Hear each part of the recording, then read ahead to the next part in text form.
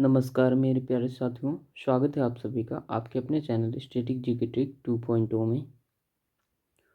तो दोस्तों, जैसे कि हमने पिछली कक्षा में नागरिकता के जो भी टर्म्स थे, कैसे आपको प्राप्त हो सकती है, क्या तरीके हैं, इन सभी चीज़ों के बारे में पढ़ा था। तो आज उसी का पार्ट 2 है ये, कि कल जो हमने पढ़ा था कि नागरिकता को प्राप्त करने के लिए 5 तरीके और समाप्ति के 3 तरीके हैं। तो उन सभी तरीकों को आज डिटेल वाइज हम लोग पढ़ने वाले हैं और साथ ही में कुछ विशेष मुद्दे पर बात करने वाले हैं, जैसे कि NRI, POI, OCI, NRC और CAA जैसे विशेष मुद्दे पर आज हम लोग बात करने वाले हैं। ठीक है दोस्तों, टॉपिक में आगे बढ़ने से पहले मैं फिर से रोज़ की तरह आज भी कहता हूँ कि भाई जो लोग चैनल पर नए हैं प्लीज़ सब्सक्राइब कर लें और वीडियो अच्छा लगे तो एक लाइक और एक प्यारा सा कमेंट ज़रूर करना ना भूलें। ठीक है दोस्तों, आइए हम लोग चलते हैं अपने टॉपिक की ओर।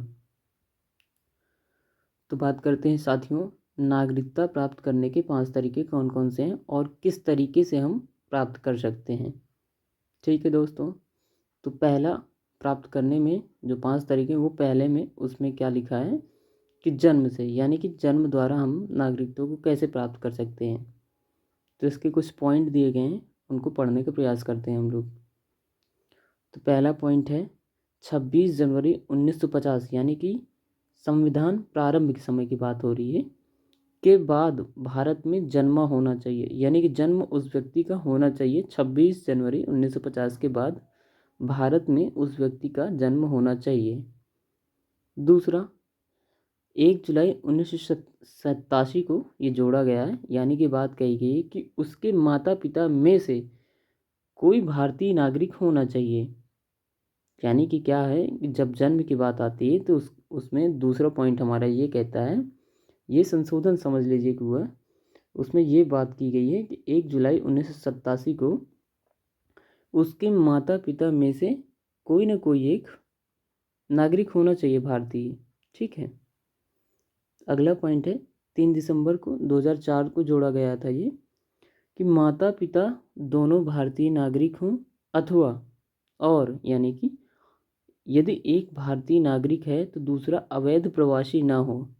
यानी कि अवैध प्रवासी का मतलब क्या समझ में आ रहा है कि ऐसा व्यक्ति जो हमारे देश में फेक डॉक्यूमेंट के ज़रिए या फिर किसी तरीके से किसी अन्य इलीगल एक्टिविटी यानी करके इस तरह का प्रवासी नहीं होना चाहिए।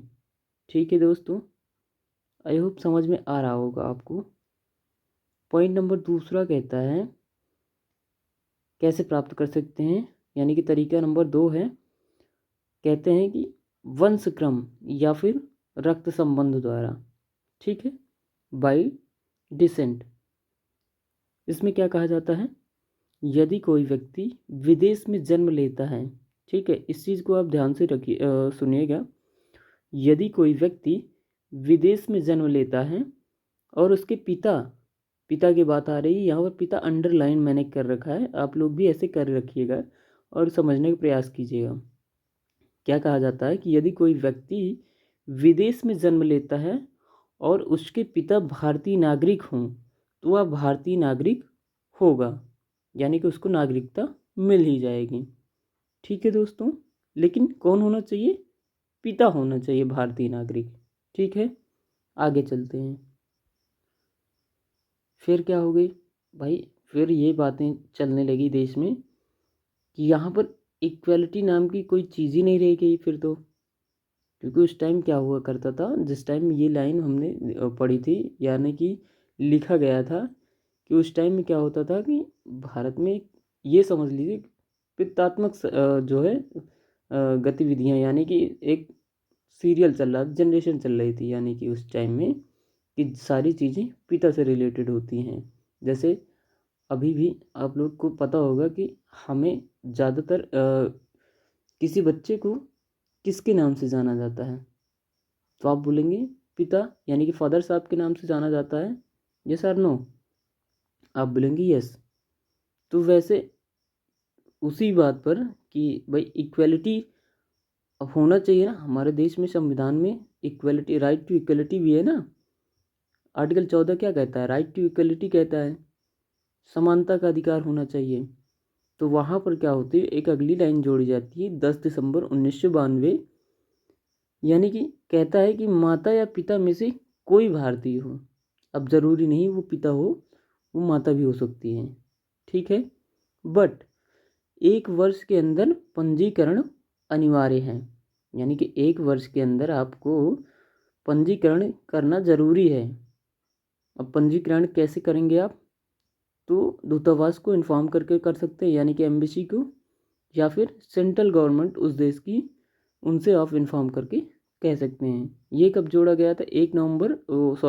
1 वर्ष के अंदर पंजीकरण अनिवार्य है, तो 3 दिसंबर 2004 को ये चीज़ें जोड़ा गई थी, ठीक है। अब आ जाते हैं आगे, पॉइंट नंबर 3 में आ जाते हैं। कहता है किस तरीके से? पंजीकरण के तरीके से। तो पंजीकरण का मतलब क्या है उसको समझते हैं।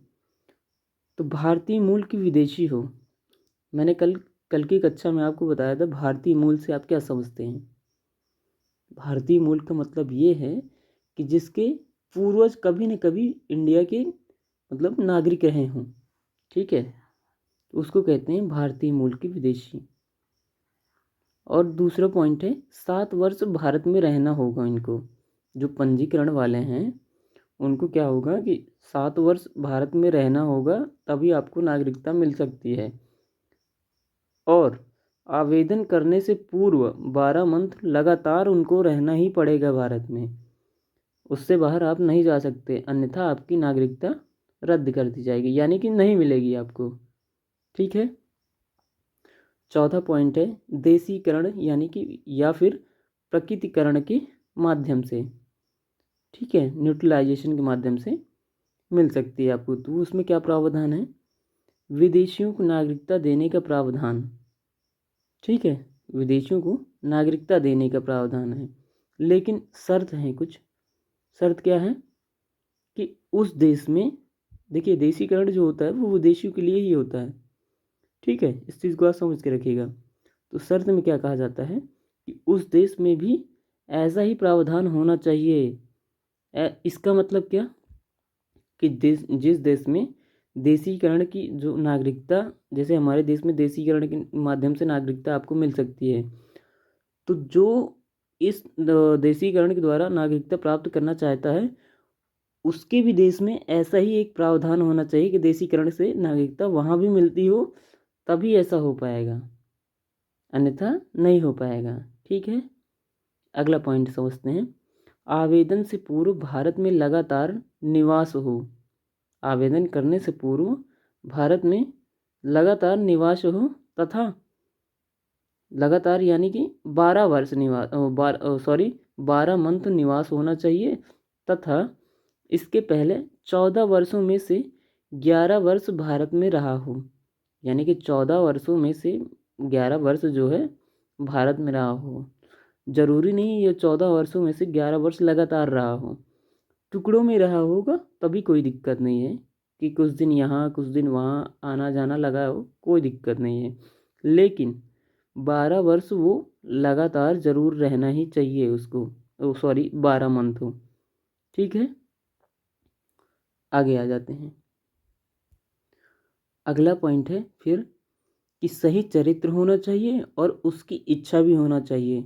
जिसे नागरिकता प्राप्त करना है उसका चरित्र भी, कैरेक्टर भी एकदम सही होना चाहिए, यानी कि कैरेक्टर सर्टिफिकेट की भी ज़रूरत पड़ेगी, और उसकी इच्छा भी होनी चाहिए कि भारत में रहना अच्छा लगता है या फिर चाहते भी हो या नहीं।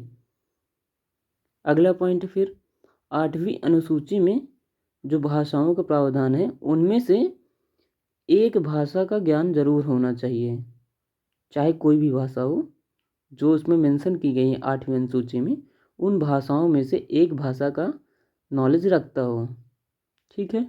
अगला पॉइंट है संविधान में निष्ठा की शपथ भी होनी, यानी कि जब उन्हें नागरिकता प्रदान की जाती है तो उसमें संविधान की निष्ठा की शपथ दिलाई जाती है कि आप संविधान के प्रति निष्ठावान रहेंगे, ठीक है, ईमानदार रहेंगे, सारी चीज़ें जो भी हैं तो उसके प्रति आप निष्ठावान रहेंगे, ठीक है। एक नोट है, नोट में क्या लिखा है कि ज़रूरी नहीं, देखिए अब ये तो क्या है, आम आदमियों के लिए ये सारी चीज़ें कंडीशन रखी गई, लेकिन जैसे कुछ बुद्धिजीवी लोग होते हैं, यानी कि इंटेलेक्चुअल वाले जो होते हैं लोग, उन्हें क्या है, जैसे कला में, विश्व शांति में रुचि जो रखने वाले होते हैं, कला के माध्यम, कला में, विश्व शांति में, मानव प्रगति, विज्ञान या साहित्य या फिर दर्शन, यहाँ पर दर्शन नहीं जोड़ा गया, आप दर्शन भी जोड़ लीजिएगा, उन सभी चीज़ों में, उन सभी चीज़ों के द्वारा आप अगर चाहते हैं कि तुरंत हमें मिल जाए, उसके लिए भी क्या होना चाहिए भाई, एक बुद्धिजीवी व्यक्ति होना चाहिए आप, यानी कि बुद्धिमान बहुत ज़्यादा, ये कला के क्षेत्र में आपने कुछ करके दिखाया हो, या विश्व शांति के क्षेत्र में आपने कुछ करके दिखाया हो, मानव प्रगति के क्षेत्र में आपने कुछ किया हो, ठीक है। ऐसे करने में आपको क्या होता है कि तुरंत आपको नागरिकता प्रदान हो सकती है। उसका एक उदाहरण है अदनान शामी, पाकिस्तान के हैं, उनको ऐसे नागरिकता भारत की मिली हुई है, ठीक है। अब आ जाते हैं 5वें नंबर पर, अर्जित क्षेत्र जिसे कहते हैं कि अर्जित क्षेत्र द्वारा आपको नागरिकता कैसे मिल सकती है। तो पढ़ेंगे, जिस क्षेत्र को भारत के राज्य क्षेत्र में मिला लिया गया हो, यानी कि जिस क्षेत्र को भारत के राज्य क्षेत्र में मिला लिया हो, जैसे इसके कई उदाहरण अपने पास हैं। सिक्किम को हमने मिलाया है गोवा पुर्तगालियों से, पुडुचेरी फ्रांस से, तो ऐसे हमने क्या है मिलाया है ना। तो उसके लिए क्या होगा कि तुरंत आदेश जारी करते हैं सरकार, सेंट्रल गवर्नमेंट तुरंत आदेश जारी करती है कि कैसे कैसे आपको नागरिकता मिलने के प्रावधान है, ऐसा है इसमें, ठीक है। अर्जित क्षेत्र में 5 तरीके आपको समझ में आए होंगे, मुझे उम्मीद है, ठीक है। आगे बढ़ते हैं। अब क्या पॉइंट है, नागरिकता समाप्ति के कितने तरीके हैं, उस तरीके को हम जानने का प्रयास करेंगे। 3 तरीके होते हैं नागरिकता समाप्ति के। पहले नंबर पर आता है स्वेच्छा से त्याग, यानी कि आपकी इच्छा से, आप अपनी इच्छा के अनुसार त्याग रहे हैं, यानी छोड़ रहे हैं, उसमें आपकी सहमति है, कोई आपको प्रेशर नहीं दिया गया है इसके लिए, आपकी खुद की इच्छा है वो। तो उसमें क्या होता है, मेल भी हो सकता है, फीमेल भी हो सकता है, बट अगर मेल या फीमेल का कोई नाबालिग बच्चा हो तो उसकी क्या होगी, नागरिकता रह जाएगी या ख़त्म हो जाएगी। तो उस टाइम क्या होगा कि नागरिकता ख़त्म हो जाएगी उस नाबालिग बच्चे की भी, और माँ बाप की तो ख़त्म हो ही जाएगी, ठीक है। आगे आ जाते हैं कि युद्ध के समय आप नागरिकता नहीं त्याग कर सकते हैं, क्योंकि आपके संरक्षण में हमारा भारत या फिर कोई भी देश है, फिलहाल तो हम भारत की बात कर रहे हैं, तो आपकी संरक्षा के लिए, सुरक्षा के लिए हमारे जो सैनिक हैं, ये सारी चीज़ें जो सेवाएं आपको मिल रही हैं, क्या आपको लगता है कि युद्ध के समय आपको छोड़ कर जाना चाहिए। तो ऐसा प्रावधान नहीं है, आप युद्ध के समय नहीं छोड़ सकते हैं। हाँ, शांतिपूर्ण जब वातावरण बन जाए, युद्ध खत्म हो जाए यानी कि, तब आप छोड़ सकते हैं, ठीक है। दूसरा पॉइंट है समाप्ति या फिर निरसन, जिसे टर्मिनेशन कहते हैं हम लोग। इसमें क्या दिया गया है, अन्य देश की नागरिकता ग्रहण करने पर आपकी नागरिकता समाप्त कर दी जाएगी। जिस टाइम में आप, जिस डेट को किसी अन्य देश की नागरिकता को जो है एक्सेप्ट करेंगे, उस देश उसी समय आपकी भारत की नागरिकता को रद्द कर दी जाएगी, ठीक है। आगे आ जाते हैं, वंचित होना। वंचित का मतलब क्या है, डिप्रीवेशन का मतलब क्या है, कि इसमें पॉइंट है, इसको पढ़ते हैं। जैसे सिर्फ ऐसे लोग को जो देशी और पंजीकरण से भारतीय नागरिक बने हों, उन्हें वंचित किसे किया जा सकता है, मतलब इनकी नागरिकता को हटाया जा सकता है। वंचित होना उसी में आता है कि सिर्फ ऐसे लोग को जो देशीकरण और पंजीकरण द्वारा भारतीय नागरिक बने हों, उनके लिए ये है।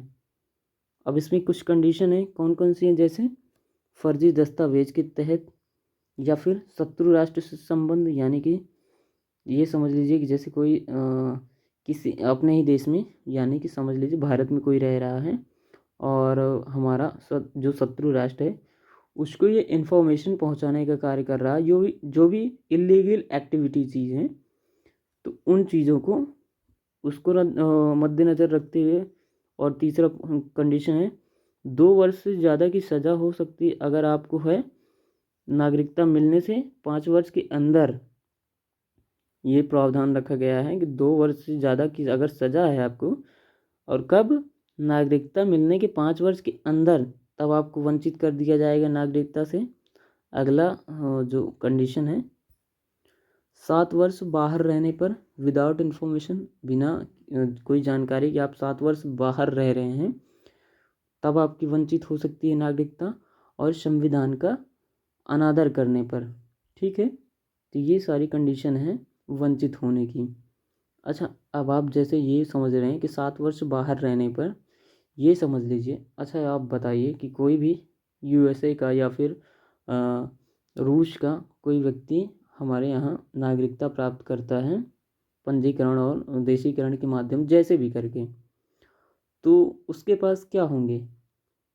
अगर वो नागरिकता प्राप्त कर लेता है तो वो तो हमारी ही तरह हो जाएगा ना, कि जो भी है राजनीतिक और समस्त नागरिक को जो मतलब कि जो भी सारी चीज़ें हमको मिलती है, तो वो उसके पास भी मिलने लगेंगी, उसको भी पूरा अधिकार हो जाएगा हमारे जितना। तो वो क्या कर सकता है? यूपीएससी का एग्ज़ाम दे सकता है? आप बोलेंगे बिल्कुल दे सकता है।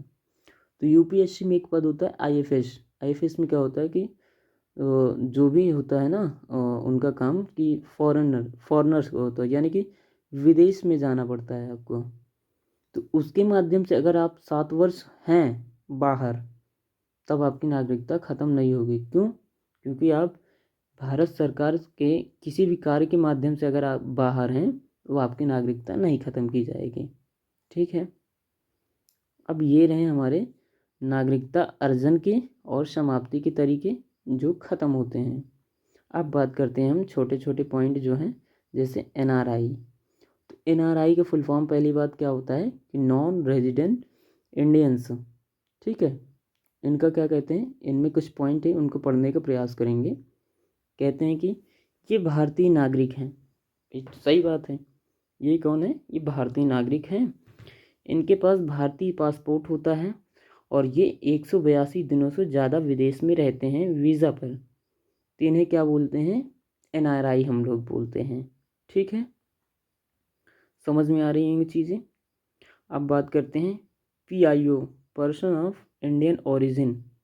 पीआईओ की बात हमने किया ना कि भारतीय मूल के व्यक्ति, तो वही पीआईओ है। उसके लिए आपको क्या है, जैसे एक आता है, एक पासपोर्ट एक्ट होता है भारत में प्रवेश के लिए। पासपोर्ट एक्ट 1967 की बात हुई है, और इसी में विदेशी अधिनियम भी आता है, तो उसके बारे में बात हो रही है। उसी में ये पीआईओ आता है इन सभी चीज़ों में। तो इसमें क्या कहा जाता है पीआईओ में कि भारतीय नागरिक नहीं हैं। एनआरआई तो भारतीय नागरिक हैं, बट पीआईओ भारतीय नागरिक नहीं हैं, ये भारतीय मूल के व्यक्ति हैं। ठीक है, ये कैसे व्यक्ति हैं? भारतीय मूल के व्यक्ति हैं, और ये कार्ड 2002 में जारी हुआ है, पीआईओ का कार्ड। ठीक है, आगे चलते हैं। अब बात करते हैं दोस्त ओसीआई। ओसीआई मतलब ओवरसीज सिटीजनशिप ऑफ इंडिया, यानी कि समुद्री पारी जो नागरिकता होती है उनके बारे में बात की जा रही है। तो ये इसमें कहा जाता है कि यह सिर्फ एक दर्जा है। ठीक है, यह सिर्फ एक दर्जा है नागरिकता प्राप्त करने वाले, मतलब उनके लिए, कि ओसीआई लोगों के लिए यह सिर्फ एक दर्जा है, इससे बढ़कर और कुछ नहीं है। 2003 से ये आरंभ हुआ है ओसीआई। इसके लिए एलएम सिंघवी समिति गठित की गई है। गठित कब हुआ है? एलएम सिंघवी समिति का गठन 2000 में हुआ है। इसकी रिपोर्ट कब आती है? 2002 में आती है। और ये लागू कब होता है, शुरू कब होता है? 2003 में। ठीक है, 2005 से सभी देश के पीआईओ ओसीआई बन सकते हैं। सॉरी, यहाँ पर पीओआई लिखा है, पीआईओ होगा, इसको आप करेक्शन कर लीजिएगा। 2005 से इसमें एक नियम आता है कि ये 2005 से सभी देश की जो पीआईओ हैं वो ओसीआई बन सकते हैं। ठीक है, अपवाद इसमें क्या है कि 2 देश के नहीं बन सकते पाकिस्तान और बांग्लादेश के। ठीक, अब इसमें कुछ छूट दी जाती है हमें, जैसे कुछ हमें क्या होता है कि कुछ अधिकार होते हैं हमारे पास, जैसे निवेश अगर हम करते हैं, ये सर OCI वाले लोग जो होते हैं, अगर वो भारत में निवेश करते हैं तो उसमें छूट दी जाती है। ठीक है, किसी भी प्रकार का निवेश होता है तो उसमें छूट दी जाती है। ऐसे मान लीजिए बिजनेस ही कर रहे हैं तो उसमें छूट दी जाएगी आपको। विदेशियों की तरह ट्रीट नहीं करते हैं इन्हें हम टूरिस्ट प्लेस पर। जैसे आप मान लीजिए कि आप कोई विदेशी आता है, या फिर आप समझते हैं कि आप मान लीजिए जाते हैं आगरा ताजमहल देखने। ठीक है, तो आपका जो ताजमहल का जो टिकट है आपके लिए, वो समझ लीजिए 10 रुपये या 20 रुपये 50 रुपये पड़ते हैं। बट अगर कोई विदेशी आते हैं वहाँ पर देखने के लिए, तो उनके लिए एक अलग प्रावधान होगा, उनसे हमारे जितना पैसा नहीं लिया जाएगा बल्कि उससे बढ़कर पैसा लिया जाता होगा। ठीक है, मान चलिए कि हमारे लिए अगर 50 है तो उनके लिए 200, 250, 300, 500 ऐसे करके लिए जाते हैं। वो एक अपना तरीका है वो। ठीक है, तो उसी के लिए बोला जा रहा है कि विदेशियों की तरह OCI को हम ट्रीट नहीं करते हैं। ठीक, अगला पॉइंट, आजीवन वीज़ा इनको मिल जाता है OCI को। इनके पास आजीवन वीज़ा का प्रावधान है कि भाई हमारे पास आजीवन वीज़ा है, बार बार रिन्यूअल करने के लिए हमें ज़रूरत नहीं पड़ेगी। लेकिन एक्सेप्शन में क्या है कि अपवाद में क्या है कि अगर कोई व्यक्ति शोध करने के माध्यम से आता है तो उसका वीज़ा जो है वो रिन्यूअल होगा, उसके लिए आजीवन वीज़ा का कोई प्रावधान नहीं होगा। अच्छा, OCI क्या ज़मीन हमारे यहाँ खरीद सकते हैं? आप बोलेंगे बिल्कुल नहीं। अगला पॉइंट, 5 वर्ष तक OCI कार्ड, तो अगर 5 वर्ष तक OCI कार्ड है तो नागरिकता के आवेदन कर सकते हैं आप 5 वर्ष तक, यानी कि 5 वर्ष पुराना हो गया आपका, 5 वर्ष तक आपने OCI कार्ड धारक रह चुके हैं तो नागरिकता के लिए आवेदन आप कर सकते हैं। ये रहा OCI का कुछ जनरल सा आइडिया आपके पास। ठीक है, अब बात करते हैं CAA 2015, यानी कि सिटीजनशिप अमेंडमेंट एक्ट 2015 की बात हो रही है। तो वहाँ पर क्या हुआ इसमें कि PIO और OCI का विलय करके OCI कार्ड धारक, यानी कि OCI, इनका दोनों को विलय करके सीधा OCI कर दिया गया। ठीक है, अब बात करते हैं नागरिकता संशोधन अधिनियम 2019, जो बहुत बड़ा एक मैटर हुआ था इसका। ये वो जो आंदोलन वगैरह चले थे उसकी बात करते हैं। ये पारित कब होता है? नागरिकता संशोधन अधिनियम 11 दिसंबर 2019 को ये पारित होता है और 10 जनवरी 2020 से ये लागू हो जाता है। ठीक है, इसमें क्या है कि अवैध प्रवासी की परिभाषा में संशोधन, अवैध प्रवासी की परिभाषा में संशोधन हो जाता। अब आपको समझ में आ रहा है ना अवैध प्रवासी का मतलब क्या है?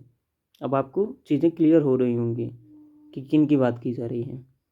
उनके परिभाषा में संशोधन किया गया। क्या कहा गया कि यदि वह अफ़गानिस्तान, पाकिस्तान, बांग्लादेश के हिंदू, सिख, ईसाई, बौद्ध, पारसी, जैन हैं तथा 31 दिसंबर 2014 तक भारत में आ गए थे, तो अवैध प्रवासी नहीं माने जाएंगे, कैसे भी करके आए। लेकिन आप लोग ये देश मतलब देख लीजिए किन देशों की बात हो रही है, अफ़गानिस्तान, पाकिस्तान और बांग्लादेश के। और धर्म कौन कौन से हैं? हिंदू, सिख, ईसाई, बौद्ध, पारसी, जैन। अब आपको समझ में आ रहा होगा कोई एक धर्म छूट रहा है, वो मुस्लिम धर्म है, उसके बारे में बात कर रहे हैं अभी। तो इन लोग को क्या हुआ कि अवैध प्रवासी ये नहीं माने जाएंगे इनकी कंडीशन के अनुसार। ठीक है, इन कंडीशन के अगर अंडर में आ रहे हैं तो अवैध प्रवासी नहीं माने जाएंगे। देशीकरण नागरिकता के प्रावधान में संशोधन, देशीकरण और जो तरीका है नागरिकता के लिए, देशीकरण द्वारा नागरिकता के प्रावधान में संशोधन में क्या बात कही गई कि 3 देश और 6 धर्म, अब 5 वर्ष निवास करना होगा तभी आपको क्या है नागरिकता संशोधन अधिनियम के तहत देखा जा सकता है। ठीक है। और तीसरा पॉइंट है ओसीआई कार्ड निरस्त करने में संशोधन। ओसीआई कार्ड को निरस्त करने में जो संशोधन किया गया उस पर क्या कहा गया कि कानून के उल्लंघन करने पर ओसीआई निरस्त होगा। ठीक, इसके लिए कहा है कानून के उल्लंघन करने पर, अगर आप कानून का उल्लंघन करते हैं तो आपका ओसीआई कार्ड निरस्त हो जाएगा, ऐसा कहा गया है। अब समझिए कि हमने उसमें मुस्लिम धर्म को क्यों नहीं अपनाया है। वापस चलते हैं नागरिकता संशोधन अधिनियम में। तो इसमें मुस्लिम की इसलिए नहीं बात की गई है क्योंकि देखिए अफ़गानिस्तान और पाकिस्तान और बांग्लादेश, इसमें क्या है, मुस्लिम मेजॉरिटी देश है ये। और ये जो धर्म की बात हम लोग ने इसमें मेंशन कर रखे हैं, तो ये धर्म क्या है, ये एक माइनॉरिटी धर्म है। यानी कि इसमें जो लोग हैं हिंदू, सिख, ईसाई, बौद्ध, पारसी, जैन, ये सब माइनर हैं। तो क्या होता है कि अब मुस्लिम बाहुल्य क्षेत्र हैं, ये सब देश हैं, तो मुस्लिमों द्वारा जो उत्पीड़न है ना, इन पर उत्पीड़न किया गया था। तो इसलिए जो है अफ़गानिस्तान, पाकिस्तान, बांग्लादेश के मुस्लिमों के बारे में बात की गई है, ना कि भारतीय मुस्लिमों के बारे में बात की गई थी। इसमें भारतीय मुस्लिमों को कोई भी रोल नहीं है और उन्हें कोई किसी भी तरीके से उनको जलील नहीं किया जा रहा है, कि इसीलिए उसमें मेंशन नहीं किया गया है। ये बाहर की बात हो रही है, बाहरी जो मुस्लिम है, बाहरी देश के मुस्लिमों की बात की जा रही है, उनको इसलिए नहीं माने जाएंगे, ऐसा कहा गया है। ठीक है, अब आपको समझ में आ गया चीज़ें कि मुस्लिमों को क्यों नहीं यहाँ पर मेंशन किया गया था। ठीक, आगे चलते हैं। अब बात करते हैं एनपीआर, यानी कि नेशनल पॉपुलेशन रजिस्टर। तो नेशनल पॉपुलेशन रजिस्टर का मतलब ये है, ओवरऑल इसका ये मतलब है कि इसमें ये पता किया जा रहा है कि कौन भारतीय नागरिक हैं और कौन विदेशी हैं। उसके लिए नेशनल पॉपुलेशन रजिस्टर यानी कि एनपीआर को प्रावधान रखा गया। इसमें सभी निवासी का मतलब आप समझ रहे हैं कि मैंने जब नागरिकता की पहली क्लास करवाई थी तो उसमें लिखा गया था कि निवासी, भारत के निवासियों में 4 प्रकार के जो श्रेणी दी थी, श्रेणी में यानी कि कौन कौन से, तो भारत के नागरिक, विदेशी, शरणार्थी और अवैध प्रवासी, उन सभी के बारे में बात हो रही है यहाँ पर, कि उन सभी निवासियों के बारे में बात हो रही है कि 6 मंथ से जो भारत में रह रहे हों या अगले 6 मंथ रहने की इच्छा रखते हों, उनकी बात हो रही है। तो उनका क्या है कि एक रजिस्टर में नाम नोट होगा, डीओबी नोट होगी, और शिक्षा आप कितना पढ़े हैं, आप क्या करते हैं। और यहाँ पर पेपर में क्वेश्चन आता है, आधार कार्ड का भी क्वेश्चन आता है, लेकिन उस टाइम में आधार कार्ड की बात चल रही थी, लागू नहीं हुआ था आधार कार्ड, इसलिए इसे मैंने काट कर दिया है। आप भी ऐसे कट कर दीजिए जिससे आपको याद रहे कि यहाँ पर आधार कार्ड जैसी बातें कोई नहीं हुई थी। तो उसमें ये सारी चीज़ें पूछी गई थी कि आप क्या करते हैं, तो सारी चीज़ें इन्फॉर्मेशन तो यहाँ पर मिल गई। ठीक है, और ये पहली बार 2010 में तैयार किया गया था, अपडेट इसका 2015 में हुआ था। तो 2013 से 15 में 118 करोड़ लोग थे जिनका नेशनल पॉपुलेशन रजिस्टर बना हुआ था। उनकी 118 करोड़ लोगों को डिटेल इसमें रखी गई थी। ठीक है दोस्तों, आगे चलते हैं। अब बात करते हैं नेशनल रजिस्टर ऑफ सिटीजन्स यानी कि एनआरसी के बारे में, राष्ट्रीय नागरिक रजिस्टर। ये क्या होता है, तो उसके लिए एक असम में 1980 छात्र आंदोलन हुआ था। किस लिए हुआ था कि बांग्लादेश से 40 लाख लोग असम में प्रवेश कर दिए थे। तो उसके लिए इन्होंने जो असम के छात्र थे उन्होंने आंदोलन किया था 1980 में, अवैध प्रवासियों के लिए ये आंदोलन हुआ था। तो उसमें असम समझौता हुआ था 15 अगस्त 1985 में, जिसमें ये कहा गया था कि 24 मार्च 1971 से भारत में प्रवेश की बात की गई थी। इस डेट के बाद जो है 1971 से मतलब पहले और बाद की बात की गई थी इसमें बोला गया था कि 1951 से 1961 तक जो आ चुके हैं इसमें वो पूर्ण नागरिक होंगे, और जो 1961 से 1971 की जो है बीच में आए हैं तो उन्हें पूर्ण नागरिक तो होंगे लेकिन वोट देने का अधिकार नहीं होगा। ठीक। और इसमें अवैध जो है 50 लाख बांग्लादेशी की बात हो रही है, आपको ये पहले बता दिया। तो इसमें ओवरऑल इसमें इसका मेथड क्या था कि एनपीआर जो था उसमें से हम आवासी जो अवैध प्रवासियों को अगर हटा देते हैं, उनकी जानकारी मिल जाती है कि ये हमारे जो नेशनल पॉपुलेशन रजिस्टर बना था कि उसके माध्यम से कौन भारतीय हैं और मतलब भारतीय नागरिक है और कौन विदेशी है, या फिर कैसे भी करके, यानी कि हमारे ओवरऑल हमारे जो देश का डेटा था कि हमारे देश में नागरिक कौन है और अवैध नागरिक कौन है, तो उन सभी चीज़ों को नेशनल पॉपुलेशन रजिस्टर में दर्ज हो गया। तो वहाँ से पता चला, जो भी निकल के चीज़ें आई, जो भी डेटा आया, तो उसमें क्या था कि एनपीआर से उन डेटाओं को यानी कि अवैध प्रवासियों को माइनस कर देंगे तो हमारे पास बचेगा कौन, एनआरसी बचेगा, हमारा देश का राष्ट्रीय नागरिक रजिस्टर में जो लोग हैं, तो हमारे देश के नागरिक बच जाएंगे। उसके लिए ये सब प्रावधान किया गया है। ठीक है दोस्तों, चीज़ें आपको समझ में आई होगी मैं उम्मीद करता हूँ। और वीडियो अच्छा लगा हो तो दोस्तों एक लाइक करिएगा और एक प्यारा से ज़रूर कमेंट करिए। और जो भी लोग चैनल पर नए हैं प्लीज़ चैनल को सब्सक्राइब करें, जिससे आपको हमारी वीडियो आप तक पहुंचती रहे। तो मिलते हैं दोस्तों अगले वीडियो में, तब तक के लिए धन्यवाद।